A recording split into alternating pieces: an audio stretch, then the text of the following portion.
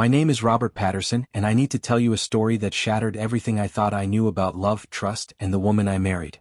It's a story that began in the sterile corridors of St. Thomas Hospital in Chicago, where I thought I was fighting for my life, only to discover I was losing something far more precious. It was a Tuesday morning in March when my world first started crumbling.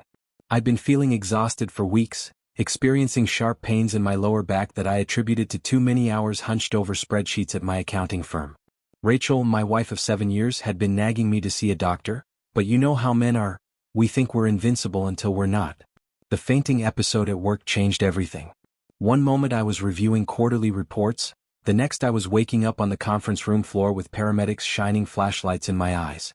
The emergency room visit led to blood tests, which led to more tests, which eventually led to Dr. William Harrison's office.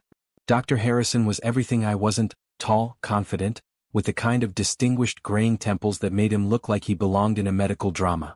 His office was filled with diplomas from prestigious universities, awards from medical associations, and photos of him at various charity events. When he delivered the news about my rare kidney condition, he did it with the perfect balance of professional concern and reassuring confidence. "Robert," he said, leaning back in his leather chair, "what you have is called IgA nephropathy. It's a condition where your immune system attacks your kidneys. The good news is it's treatable. The challenging news is that treatment will require extended hospitalization, possibly several months, and we'll need to monitor you closely." Rachel gripped my hand tighter as he explained the treatment protocol: immunosuppressive therapy, regular dialysis sessions, and constant monitoring for complications. The possibility of a kidney transplant loomed in the background like a dark cloud. "Don't worry," Dr. Harrison said with that winning smile that I would later come to despise. "I've treated dozens of cases like this. You're in excellent hands."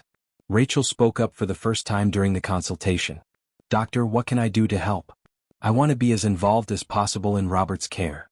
Something flickered in Dr. Harrison's eyes when she spoke, a momentary shift that I dismissed as professional interest. "That's wonderful, Mrs. Patterson. Family support is crucial in cases like this. I encourage you to be here as much as possible. If I could go back in time, I would have paid more attention to the way he looked at my wife when he said those words." My room at St. Thomas Hospital became my world for the next several weeks.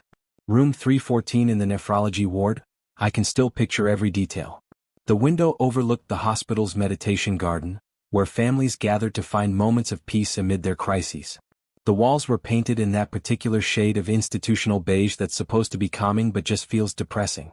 Rachel was there from day one, transforming the sterile space into something that felt more like home. She brought photos of us from our honeymoon in Tuscany, my favorite blanket from our bedroom, and fresh flowers every few days. She even convinced the nursing staff to let her bring our cat, Whiskers, for a brief visit during one of my particularly difficult weeks. Dr. Harrison made his rounds every morning at precisely 8:30 a.m. I began to look forward to these visits, not just because they provided updates on my condition, but because of how thoroughly he explained everything. Unlike some doctors who spoke in medical jargon, Dr. Harrison took time to ensure I understood each aspect of my treatment. "Your creatinine levels are improving," he would say, showing me the charts. "The immunosuppressive therapy is working, but we need to be patient. Healing takes time." Rachel always had questions ready. She'd researched my condition extensively, printing out articles from medical journals, preparing lists of inquiries about side effects, alternative treatments, and long-term prognosis. Dr. Harrison seemed impressed by her dedication.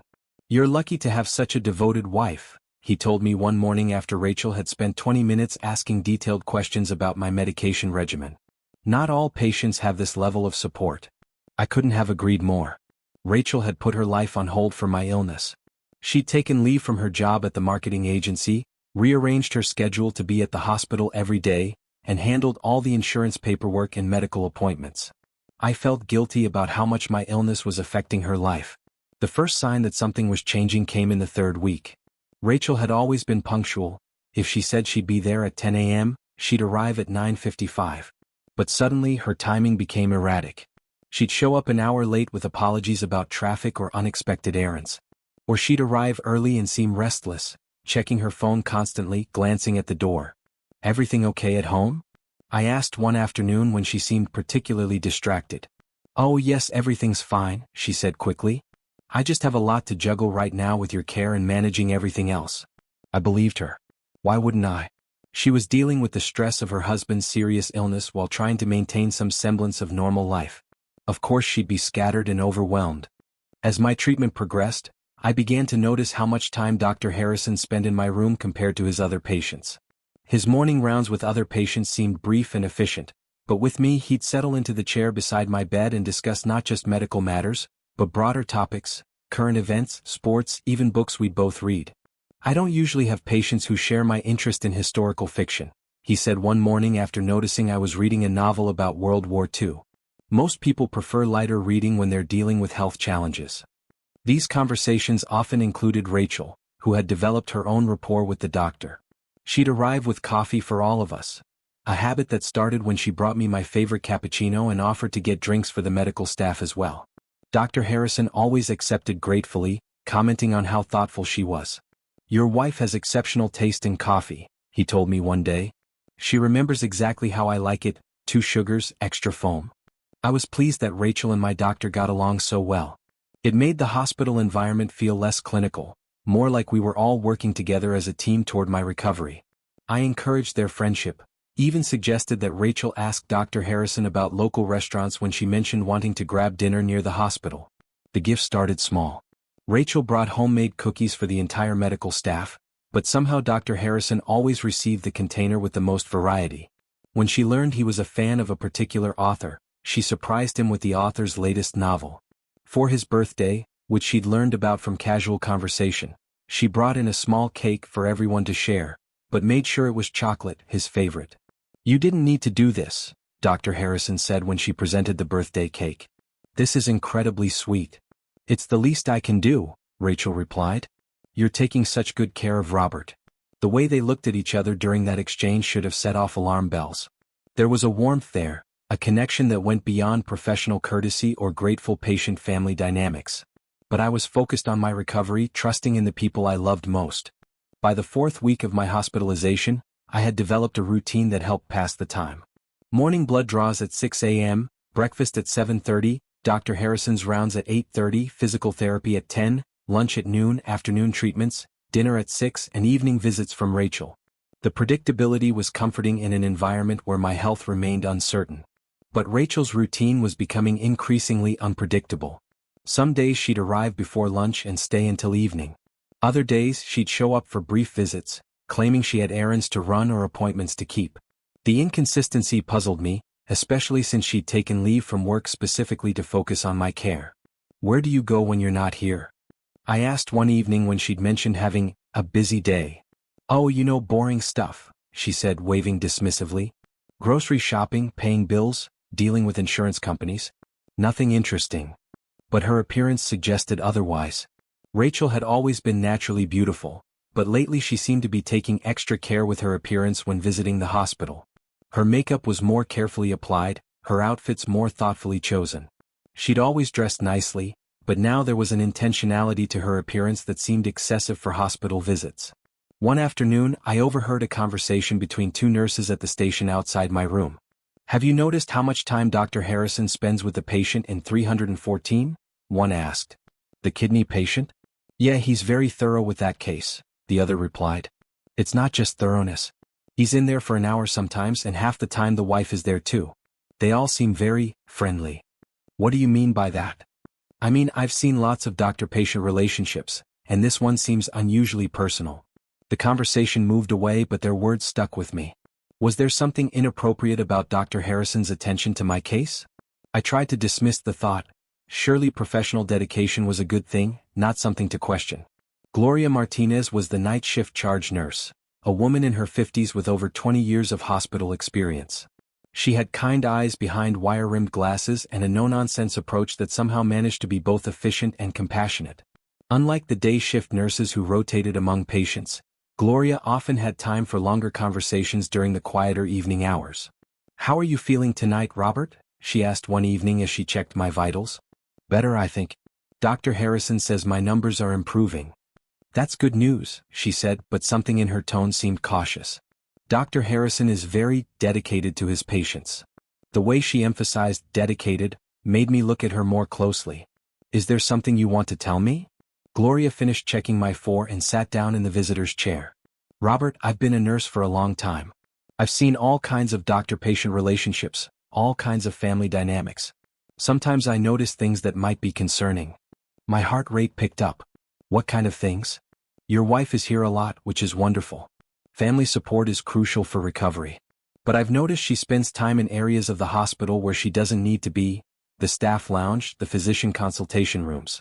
And Dr. Harrison, well, he seems to have a lot of personal conversations with her. I felt a cold knot forming in my stomach. Personal conversations about what? That's not for me to say. But Robert, I care about my patients, not just their medical condition but their overall well-being. If something doesn't seem right, I think patients deserve to know. Gloria stood to leave, then turned back. Pay attention, Robert. Sometimes the people closest to us aren't who we think they are. Gloria's words haunted me through a sleepless night. By morning, I had decided to observe Rachel and Dr. Harrison more carefully, looking for signs of whatever Gloria suspected. I felt guilty for doubting my wife, but the nurse's experience and intuition carried weight. The opportunity came 2 days later when Dr. Harrison mentioned during his morning rounds that I would need a comprehensive scan that afternoon. It's routine, he assured me, but it will take about 3 hours with preparation and recovery time. I'll wait here, Rachel said immediately. Actually, Dr. Harrison replied, the waiting area for radiology is more comfortable. Plus, Robert will be in recovery afterward and won't be able to have visitors for a couple of hours. Oh, okay. Maybe I'll run some errands then, Rachel said. But when the transport team came to take me to radiology, I saw Rachel heading not toward the hospital exit, but deeper into the building toward the physician areas. My scan was delayed by about 30 minutes due to equipment issues, giving me time to think about what I'd observed. When I returned to my room 4 hours later, Rachel was there waiting with a bright smile and a cup of coffee from my favorite cafe. How did the scan go? She asked, kissing my forehead. Fine, I think. Where did you go during the wait? I just walked around the hospital, grabbed some coffee, made a few phone calls to check on things at home. But there was something off about her answer. She seemed nervous and she avoided eye contact while speaking. Rachel had never been a good liar. It was one of the things I'd always loved about her honesty and transparency. That evening, I asked Gloria if she could stay a few extra minutes after her shift. I need to ask you something, and I need you to be completely honest with me, I said.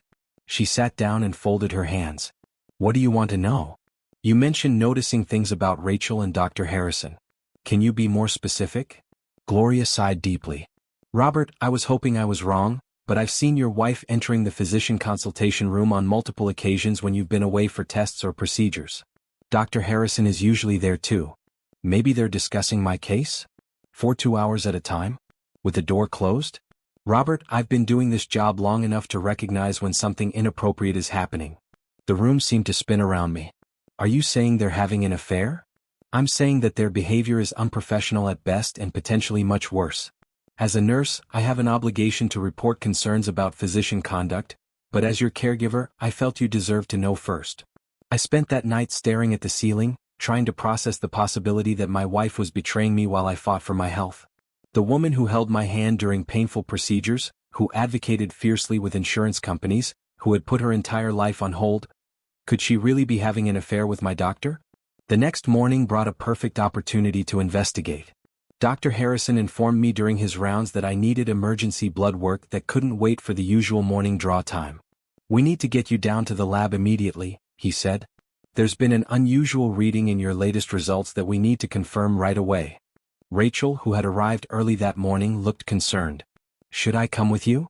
No need, Dr. Harrison said quickly. It's just blood work. You can wait here.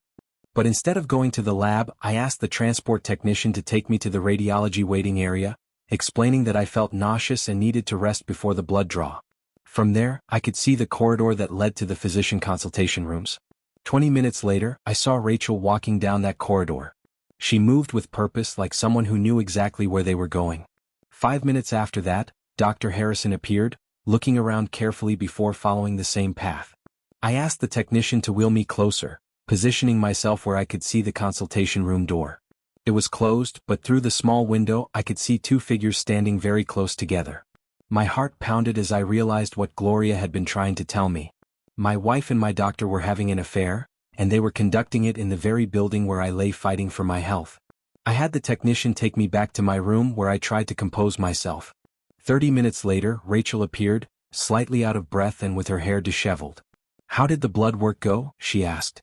"I haven't had it drawn yet," I said, watching her reaction carefully. There was a delay. She looked confused.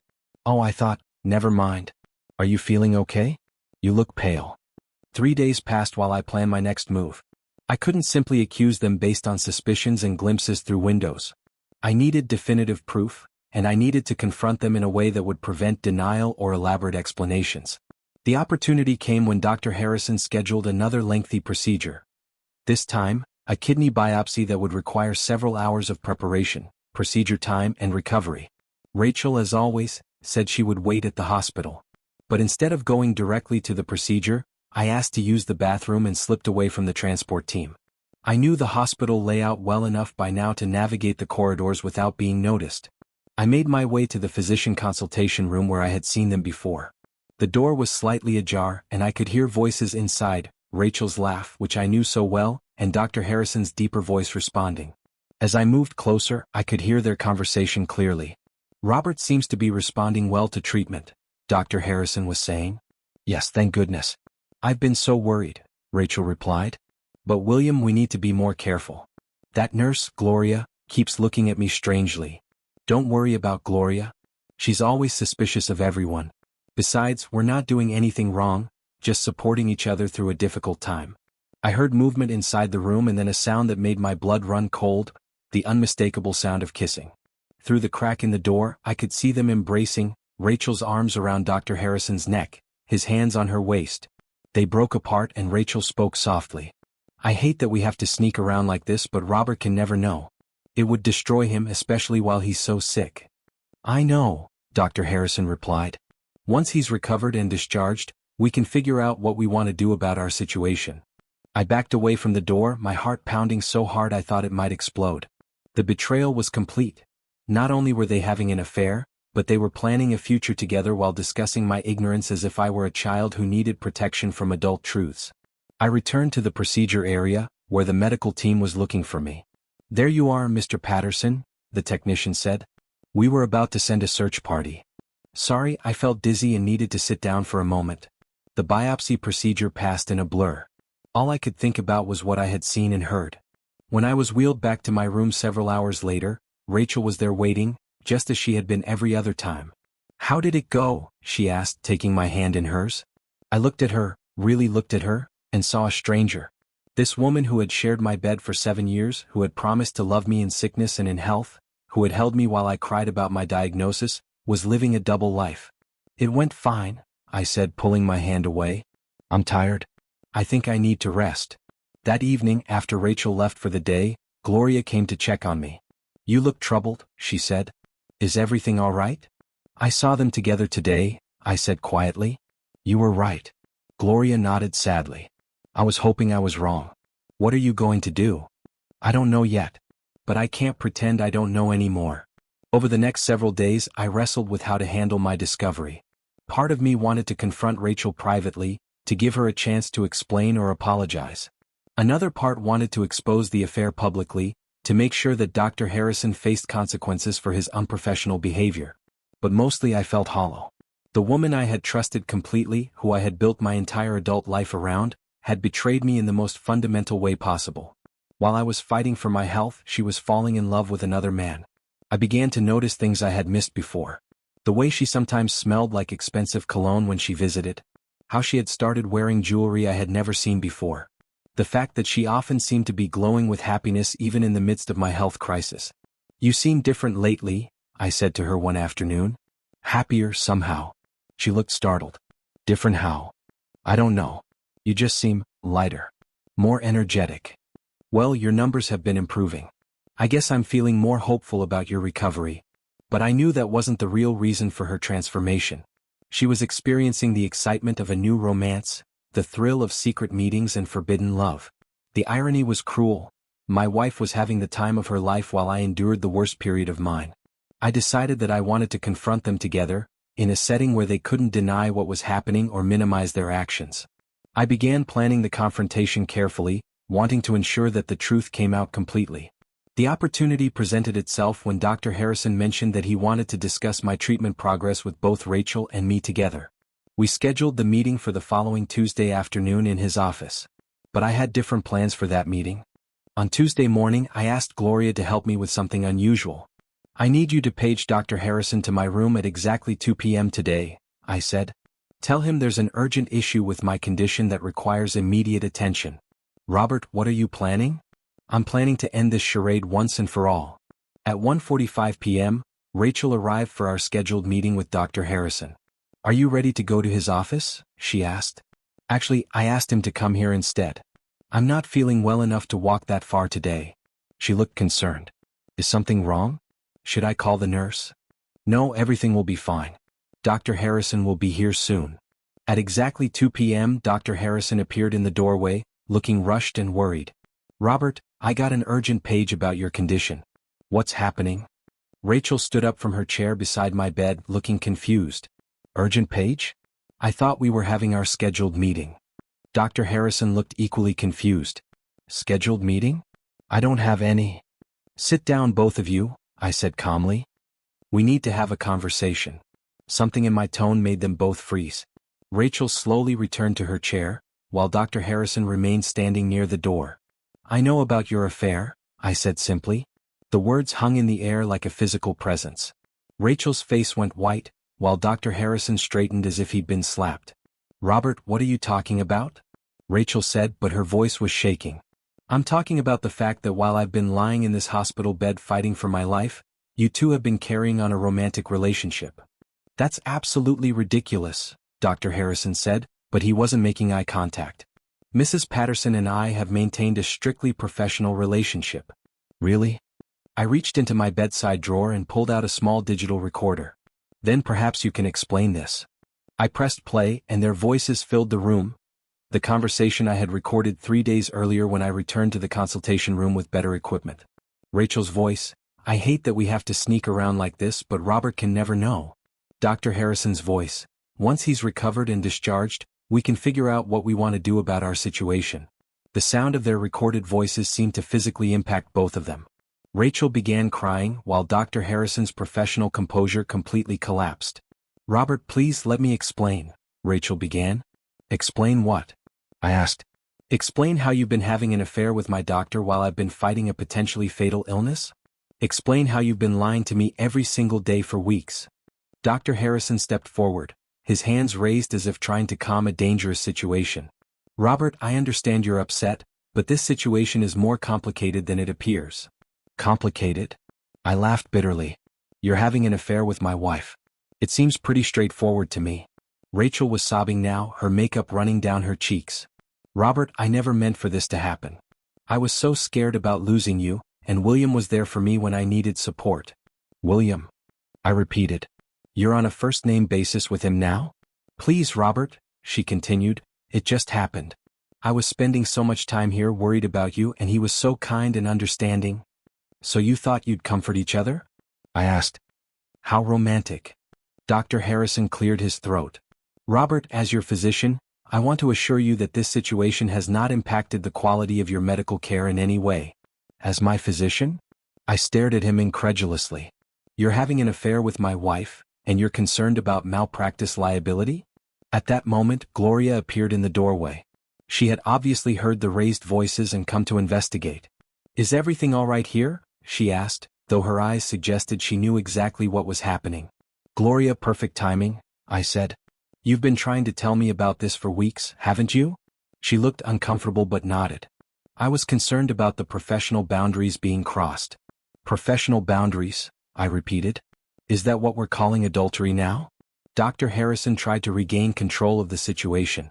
"I think everyone needs to calm down and discuss this rationally." "Rationally?"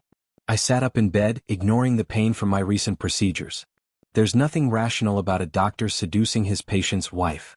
"Nobody seduced anybody," Rachel protested through her tears. "It was mutual. We connected on an emotional level. While I was unconscious during procedures. While I was fighting for my life." "When exactly did this emotional connection develop, Rachel?" She couldn't answer, which was answer enough. Gloria spoke up quietly. "Robert, there's something else you should know." Everyone turned to look at her. This isn't the first time Dr. Harrison has become personally involved with a patient's family member. The room fell completely silent. What do you mean? I asked. Gloria looked at Dr. Harrison, whose face had gone ashen. There have been other incidents. The hospital administration has been investigating complaints from other families. Dr. Harrison's carefully constructed facade finally cracked completely. That's not. Those situations were different. Different how? I demanded. Gloria continued, despite Dr. Harrison's obvious discomfort. In the past 18 months, we've received formal complaints from 3 other families about Dr. Harrison's inappropriate relationships with patients' family members. Rachel looked shocked. 3 other families? You didn't know? I asked her. Your special connection with the good doctor wasn't so special after all? Dr. Harrison was backing toward the door. I don't have to listen to these accusations.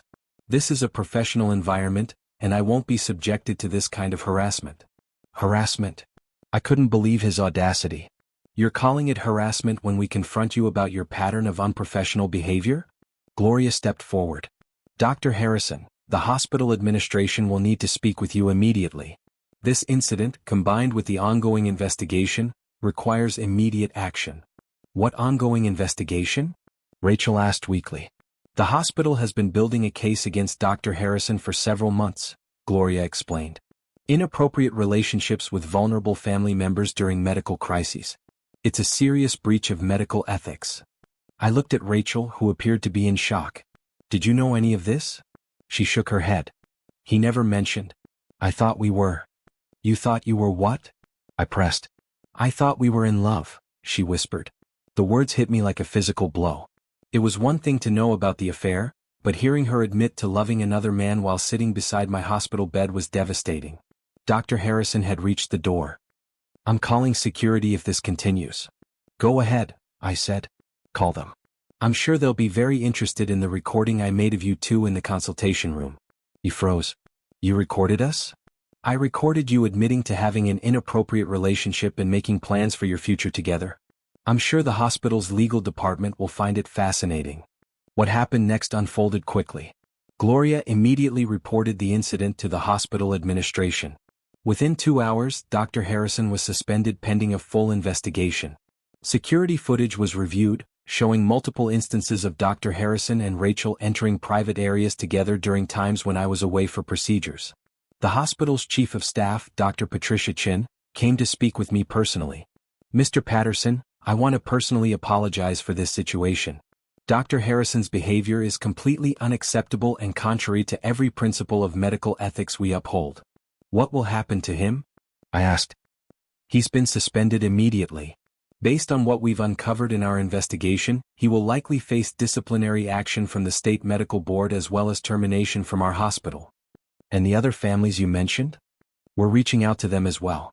This appears to be a pattern of predatory behavior targeting vulnerable family members during medical crises. Rachel had fled the hospital immediately after the confrontation, leaving me alone to process the devastation of my marriage alongside my ongoing health crisis.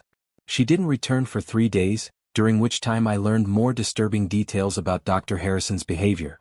According to the hospital's investigation, he had used his position to manipulate emotionally vulnerable women whose loved ones were fighting serious illnesses. He would position himself as a source of comfort and support, gradually developing inappropriate relationships while the patients were incapacitated or undergoing treatment. It's a particularly cruel form of manipulation, Dr. Chin explained. He targets women who are already dealing with tremendous stress and fear, offering them emotional support that gradually becomes something else entirely.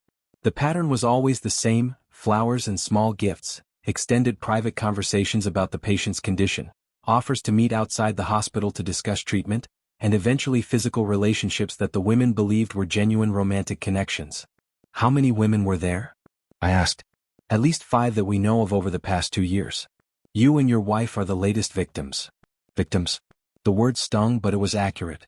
We had both been manipulated by a predator who used his medical authority and my vulnerability to seduce my wife. When Rachel finally returned to the hospital, she looked like she hadn't slept in days. Her eyes were swollen from crying, her hair uncombed, her usually carefully chosen outfit replaced by jeans and an old sweater. Robert, she began as soon as she entered the room, I need to explain everything. I don't think there's anything left to explain, I said without looking at her. Please just listen to me. I know how this looks, but I need you to understand what happened. Against my better judgment, I let her continue. When you got sick, I was terrified, she said, sitting on the edge of the chair beside my bed. I thought I was going to lose you and I didn't know how to handle that fear. William, Dr. Harrison, seemed to understand what I was going through. So you slept with him? She winced. It wasn't like that at first. He was just someone who listened, who understood the medical situation better than anyone else. He made me feel less alone. You weren't alone. You had me. But you were sick, Robert. You were fighting for your life. I couldn't burden you with my fears and anxieties when you needed to focus on getting better. So instead you had an affair. She began crying again. I know how it sounds. I know it was wrong. But I was lost and he made me feel. I don't know how to explain it. Try. He made me feel like I mattered, like my feelings were important too. When you're caring for someone who's seriously ill, you start to lose yourself. You become just a caregiver, not a person with your own needs. I stared at her, trying to process her justification. So this is my fault? Because I got sick? No. That's not what I'm saying. I'm saying I made a terrible mistake because I was scared and confused, and he took advantage of that. Took advantage? I seized on her words. Now you're claiming he manipulated you? The hospital told me about the other women, Robert. I wasn't the first. He has a pattern of doing this. That doesn't excuse what you did, Rachel. You made a choice. Multiple choices, every time you met with him, every time you lied to me about where you were going. She couldn't argue with that logic. Over the following weeks, as my physical health continued to improve, I learned more details about Dr. Harrison's pattern of behavior. The hospital's investigation had uncovered a systematic approach to targeting vulnerable family members. According to the other victims who came forward, Dr. Harrison would identify patients with attractive wives or daughters who were spending significant time at the hospital. He would then gradually insert himself into their lives, offering medical explanations, emotional support, and eventually personal attention that crossed professional boundaries. One woman, Margaret Thompson, whose husband had been treated for cancer the previous year, agreed to speak with me about her experience. It started exactly like yours, she told me during a phone conversation. My husband was very sick and Dr. Harrison was so attentive, so caring. He seemed to really understand what I was going through. How did it develop into something more? Gradually. He started suggesting we meet for coffee to discuss treatment options. Then it became dinner to go over test results. Before I knew it, we were having a full relationship. Did you think you were in love with him? Absolutely. He made me feel like he truly cared about me, not just as a patient's wife but as a woman. It wasn't until after my husband recovered and Dr. Harrison suddenly lost interest that I realized what had really happened. He just ended things? Completely. Once my husband was discharged, Dr. Harrison became cold and professional. He stopped returning my calls, avoided me when I tried to see him at the hospital. I felt used and humiliated. Similar stories emerged from the other women. Dr. Harrison would pursue intense relationships with emotionally vulnerable women, only to abandon them once their loved ones recovered and were discharged from his care. It's a form of emotional predation, explained Dr. Sarah Martinez, a psychologist who specializes in medical ethics violations. He specifically targets women who are in crisis situations, when their emotional defenses are down and they're desperate for support and comfort. The hospital provided Dr. Martinez to counsel the affected families, and her insights helped me understand the manipulation Rachel and I had both experienced. Your wife was victimized too, Dr. Martinez explained during one of our sessions. That doesn't excuse her choices, but it helps explain how someone could make such uncharacteristic decisions. I'm supposed to feel sorry for her? I asked bitterly. You're supposed to understand that this situation is more complex than simple adultery. Dr. Harrison used his position of authority and trust to manipulate vulnerable people. Your wife's judgment was compromised by fear, stress, and expert psychological manipulation. But understanding the manipulation didn't heal the betrayal. If anything, it made everything worse. Not only had Rachel cheated on me, but she had fallen victim to a predator who had done this to multiple other families. Our marriage hadn't just been destroyed by infidelity, it had been destroyed by a calculated psychological assault. The hospital's investigation moved swiftly.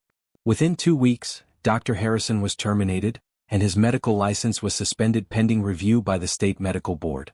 The hospital also implemented new policies regarding physician interactions with patient families and mandatory training on maintaining professional boundaries. We take full responsibility for not identifying this pattern sooner, Dr. Chin told me during one of our meetings. Dr. Harrison's previous supervisors had noted his tendency to become overly involved with patients and families, but no one connected the incidents into a clear pattern of predatory behavior. The hospital offered to cover the costs of marriage counseling for all affected couples, as well as individual therapy for anyone who needed it. They also offered to transfer my care to another physician, which I immediately accepted. My new doctor, Dr. Amanda Roberts, was a no-nonsense woman in her 50s who maintained strict professional boundaries while providing excellent medical care. The contrast with Dr. Harrison's overly personal approach was stark and welcome. "Your recovery is progressing well," she told me during my first appointment with her. The treatment protocol Dr. Harrison established was medically sound, despite his personal failings. "You should be able to go home within the next 2 weeks." Going home. The phrase that should have filled me with joy instead filled me with dread. How could I return to the house I shared with Rachel, to the bed we had slept in together, to the life we had built, knowing what I now knew? As news of Dr. Harrison's termination spread, more victims came forward. The final count reached 7 women over a 3-year period, all of whom had been targeted while their loved ones received treatment for serious medical conditions. I met with several of these women and their husbands, partly to understand my own experience better and partly to find some sense of solidarity in our shared trauma. What I discovered was that each couple had handled the revelation differently. James and Patricia Williams had divorced immediately after discovering the affair. "I couldn't get past it," James told me. "Every time I looked at Patricia, I saw her with him. The marriage was over the moment I found out." But Michael and Linda Chen had chosen to work through it with intensive counseling. "It took 2 years of therapy," Linda explained, "but we eventually rebuilt our relationship. Understanding that we were both manipulated by a professional predator helped us redirect our anger away from each other." Then there was David Rodriguez, whose wife Elena had committed suicide 6 months after Dr. Harrison ended their relationship. "She couldn't handle the shame and guilt," David said quietly. "She left a note apologizing for destroying our family, but she never understood that the real destroyer was Harrison." These stories gave me perspective on my own situation, but they didn't make the decisions any easier. Rachel had been manipulated, yes, but she had also made choices. She had lied to me, betrayed our marriage vows, and fallen in love with another man while I was fighting for my life. Rachel tried everything to save our marriage. She enrolled in individual therapy, begged me to attend couples counseling, wrote long letters explaining her actions and expressing her remorse. She moved out of our bedroom and into the guest room, giving me space while demonstrating her commitment to changing our relationship dynamic. "I'll do anything to make this right," she told me one evening as I prepared for discharge from the hospital. "Anything at all. Just tell me what you need from me." "I need you to give me back the last 2 months of our marriage," I said. "I need you to undo the lies, the betrayal, the image of you in another man's arms that's burned into my brain. Robert, please don't give up on us. What we have is worth fighting for." "What we had," I corrected her. "What we had was worth fighting for. What we have now is the wreckage of that relationship." She began crying, which had become her standard response to our difficult conversations. "So you're just going to throw away 7 years of marriage because of one mistake?" "One mistake?" I stared at her in disbelief. "Rachel, you had an affair for 2 months. That's not one mistake, that's hundreds of individual choices to betray our marriage." "But I love you," she protested. "I've always loved you. What happened with William was temporary insanity brought on by stress and fear. Do you still love him?" I asked directly. The question caught her off guard. She opened her mouth to answer, then closed it, then looked away. "Answer me, Rachel. Do you still have feelings for Dr. Harrison?" "It's complicated," she finally whispered. "It's not complicated. It's a simple yes or no question." She was quiet for a long time before finally saying, "Yes, I think I do still have feelings for him, but I want to work through them and focus on us." Her honesty was both refreshing and devastating. At least she had stopped lying to me, but hearing her admit that she still loved the man who had destroyed our marriage was almost unbearable. 2 days before my discharge, Dr. Harrison made an unexpected appearance at the hospital. Despite his termination and the restraining order the hospital had obtained, he somehow gained access to the building and came to my room. I was alone. Rachel had gone home to prepare the house for my return, when he appeared in my doorway. He looked terrible, Unshaven, wearing wrinkled clothes, his usual confident demeanor replaced by desperate anxiety. "Robert, I need to talk to you," he said, closing the door behind him. "Get out of my room," I said, reaching for the call button. "Please just give me 5 minutes. There are things you need to understand about what happened." Against my better judgment, I paused. "You have 2 minutes? Then I'm calling security." He sat down in the chair Rachel usually occupied, the irony not lost on either of us. "I want you to know that I never intended for any of this to happen," he began. "Rachel was just so beautiful, so devoted to you, and she was in so much pain watching you suffer. So you thought you'd comfort her?" It started innocently. She needed someone to talk to, someone who understood the medical situation. But then... He trailed off. "But then what?" "But then I fell in love with her," he said quietly. "I know that's hard for you to hear, but it's the truth. This wasn't just another conquest for me, Robert. Rachel is special." His words hit me like a physical blow. Another conquest? I know what the hospital investigation found, what the other women said about me. But Rachel was different. With her it was real. Real? I laughed bitterly. "You destroyed multiple marriages, manipulated vulnerable women, and violated every principle of medical ethics. But with my wife it was real. I know you don't believe me, but yes. I was planning to leave medicine, to start over somewhere new with Rachel. We were going to wait until you recovered, and then we were going to tell you together." The casual way he discussed stealing my wife and breaking up my marriage was infuriating. "You were planning to steal my wife?" "I wasn't stealing her. She came to me willingly. She was unhappy in your marriage, Robert. You were so focused on your career, so emotionally unavailable. She felt lonely and neglected. So this is my fault?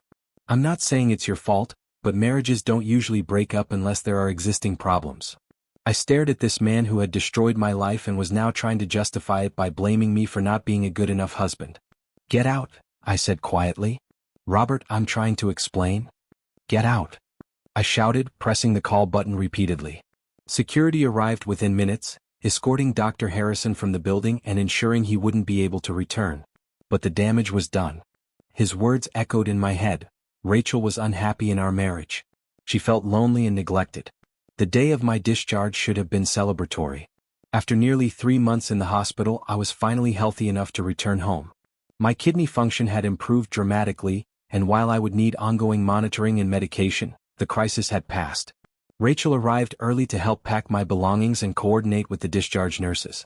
She had prepared the house meticulously, fresh flowers in every room, my favorite meals stocked in the refrigerator, all of my medications organized and labeled. "I want everything to be perfect for your homecoming," she said as we drove through familiar neighborhoods toward our house. But nothing felt perfect. The house looked the same, but everything had changed. This was the home where Rachel had lived a double life, where she had taken phone calls from Dr. Harrison, where she had planned their secret meetings while I lay sick in a hospital bed. "I've been sleeping in the guest room," she told me as we entered the house. "I thought you might want space in the main bedroom until we figure things out." I nodded, grateful that she understood I couldn't immediately return to sleeping beside her as if nothing had happened. That first night home was one of the longest of my life. I lay in our king-size bed, staring at the ceiling, thinking about all the nights Rachel had lain beside me planning to meet another man the next day. The bed felt enormous and empty, a physical representation of the emotional chasm that now separated us. Rachel threw herself into caring for me with the same intensity she had shown during my hospitalization. She prepared elaborate meals, managed my medication schedule, arranged follow-up appointments, and tried to anticipate my every need. But her hyper-attentiveness felt suffocating rather than caring. Every gesture reminded me of how attentive she had been to Dr. Harrison during our crisis. When she brought me coffee in bed, I wondered if she had done the same for him. When she asked about my pain levels, I remembered how concerned she had been about his comfort and preferences. "You don't have to wait on me hand and foot," I told her one morning when she brought me breakfast in bed along with my morning medications. "I want to take care of you," she replied. "I want to show you how much you mean to me. You could have shown me that by not having an affair." She flinched as if I had struck her. These moments of brutal honesty had become routine in our interactions. I couldn't seem to speak to her without referencing her betrayal, and she couldn't respond without looking guilty and defeated. Dr. Martinez, the psychologist, had warned me that this phase of recovery would be difficult. "You're both going to be hypervigilant," she had explained. "You'll be looking for signs that she's still deceiving you, and she'll be trying so hard to prove her commitment that every interaction will feel forced and unnatural. She was right. Our conversations felt like careful negotiations between hostile nations rather than intimate exchanges between married partners. We discussed logistics, medical appointments, household tasks, financial matters, but we couldn't seem to have a genuine personal conversation. 6 weeks after returning home, I made the decision that had been building since the day of the confrontation. Our marriage was over. The trust was gone, the intimacy was destroyed, and no amount of therapy or good intentions was going to restore what we had lost. But I didn't want to simply tell Rachel I wanted a divorce. After everything she had put me through, I wanted her to understand the full consequences of her choices. I wanted her to experience the same kind of devastating surprise that I had experienced in that hospital room. I contacted a divorce attorney, Patricia Hoffman, who had been recommended by one of the other victims of Dr. Harrison's manipulation. Patricia understood the unique circumstances of our case and agreed to help me plan the divorce in a way that would be both legally sound and emotionally impactful. "What you're planning is dramatic," she warned me, "but given what you've been through, I understand the desire to make a statement." I spent weeks preparing. I had the house appraised, gathered financial documents, researched division of assets, and even began looking for a new place to live. All the while, I maintained the pretense that we were working on our marriage. Rachel seemed encouraged by my apparent willingness to move forward. She suggested we take a weekend trip together, our first time away from home since my illness. She made dinner reservations at romantic restaurants and talked about renewing our wedding vows once we had fully healed from the trauma. "I know we can get past this," she told me one evening as we sat on our back patio watching the sunset. "What we have is stronger than one mistake." I nodded non-committally, but inside I was planning her devastating surprise. Rachel's birthday fell on a Saturday in November, exactly 8 months after my initial diagnosis. She had mentioned wanting to celebrate quietly, just the two of us, since the year had been so difficult. I suggested we go to Milano's, the Italian restaurant where we had celebrated our engagement 7 years earlier. Rachel was delighted by the choice, interpreting it as a sign that I was ready to rebuild our romantic connection. "This feels like a new beginning," she said as we were seated at a corner table with candles and fresh flowers. She looked beautiful that night, wearing a black dress I had bought her for our anniversary the previous year. Her hair was styled the way I had always loved, and she was wearing the diamond earrings I had given her for her 30th birthday. For a moment, looking at her across the candlelit table, I almost lost my resolve. This was the woman I had planned to spend my life with. We had talked about buying a bigger house, starting a family, growing old together. All of those dreams had been destroyed in that hospital room, but sitting across from her at our special restaurant, I could almost imagine that none of it had happened. But then I remembered Dr. Harrison's words, "She was unhappy in your marriage, Robert. She felt lonely and neglected."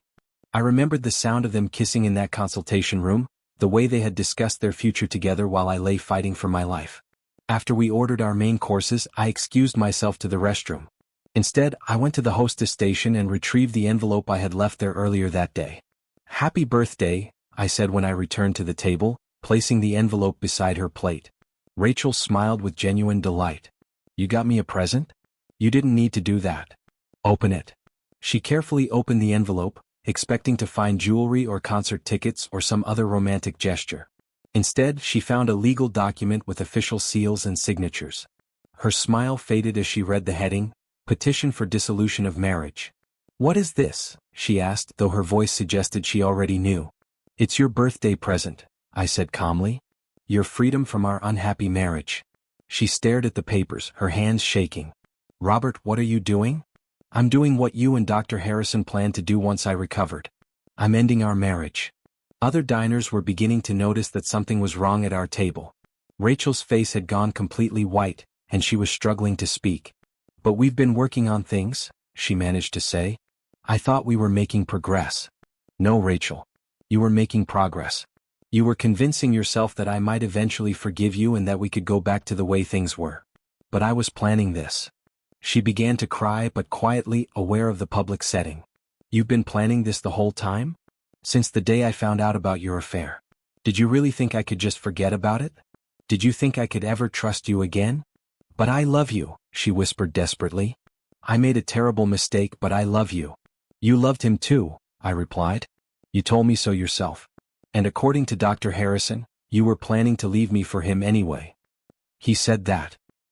He came to my hospital room before I was discharged. He told me that you two were in love and planning a future together. He said you were unhappy in our marriage and felt neglected. Rachel closed her eyes, processing this information. Robert, that's not. I mean, yes, we talked about possibilities, but it was all theoretical. It was the stress and the fear talking. Theoretical, I repeated. You theoretically planned to destroy our marriage. She reached across the table trying to take my hand, but I pulled away. Please don't do this. Not here, not like this. Why not here? I asked. This is where we celebrated our engagement. It seems appropriate that it should be where our marriage officially ends. The waiter approached cautiously, clearly uncomfortable with the tension at our table. Is everything all right?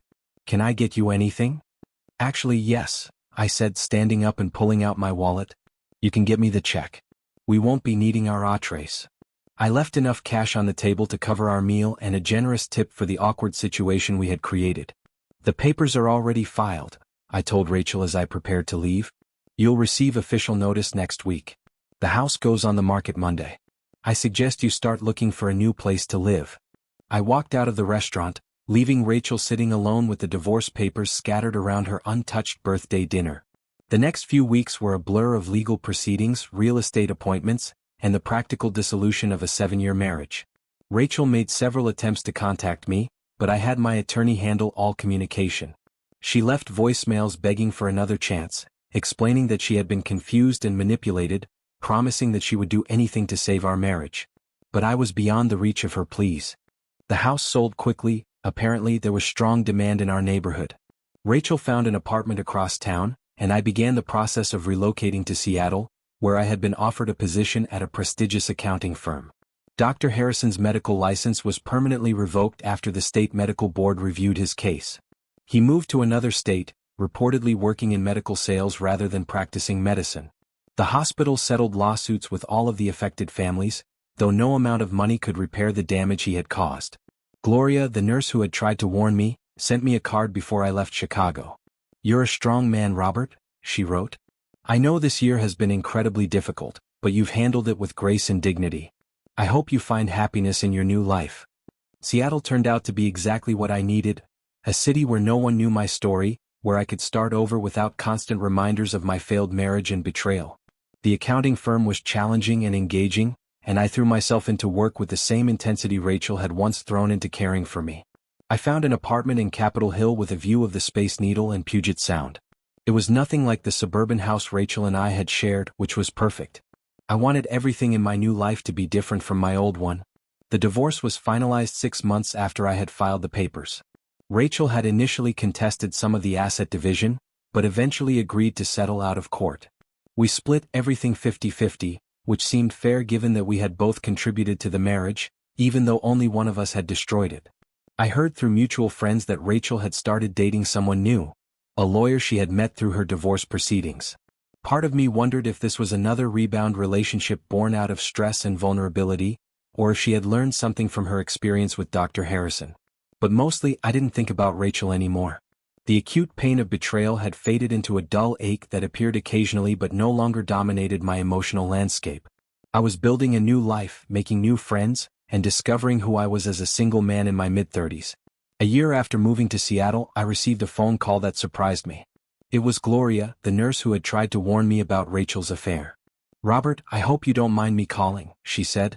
I got your number from the hospital's patient records. I wanted to let you know about something that might interest you. What's that? Dr. Harrison is back in Chicago. I felt my stomach tighten. Back? I thought he moved to another state. He did, but apparently his medical sales career didn't work out. He's been trying to get reinstated with the medical board, claiming that he's completed therapy and rehabilitation. Can he do that? Probably not, but he's been contacting some of his former victims, including your ex-wife. The news hit me unexpectedly hard. I had thought I was past caring about Rachel's life, but the idea of her being manipulated by Dr. Harrison again triggered a surge of protective anger. Has she been in contact with him? I don't know for certain, but one of the other nurses saw them together at a coffee shop downtown last week. After hanging up with Gloria, I found myself pacing my apartment, trying to process this information. Rachel was an adult who could make her own decisions, even if those decisions were self-destructive. But I couldn't shake the feeling that I should warn her about Dr. Harrison's return.